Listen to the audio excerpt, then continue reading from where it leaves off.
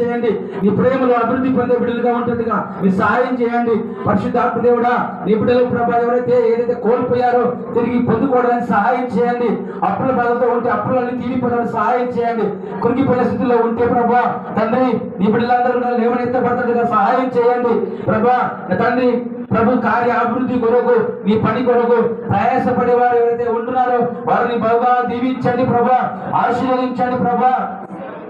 ప్రభు నందు ప్రయాసపడిన వారికి ఏది వ్యర్థము కాదని చెప్పిన నీ మాట చెప్పుల ప్రభు తండ్రి. నా ప్రభు మీ సొంత ఆలోచనతో సొంత జ్ఞానంతో కాకుండా ప్రభు వాక్యం ఉంది, ప్రభు మార్గం ఉంది, ప్రభు సన్నిధి ఉంది.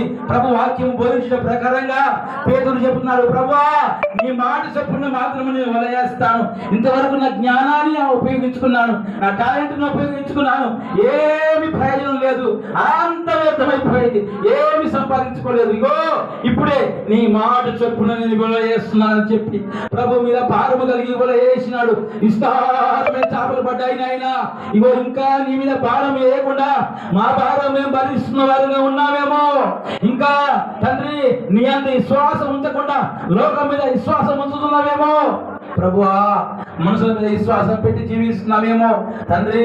ఇగో ప్రభువా మా ప్రయాసం తగిన ప్రతిఫలము మేము పొందుకోలేకపోతున్నామేమో తండ్రి.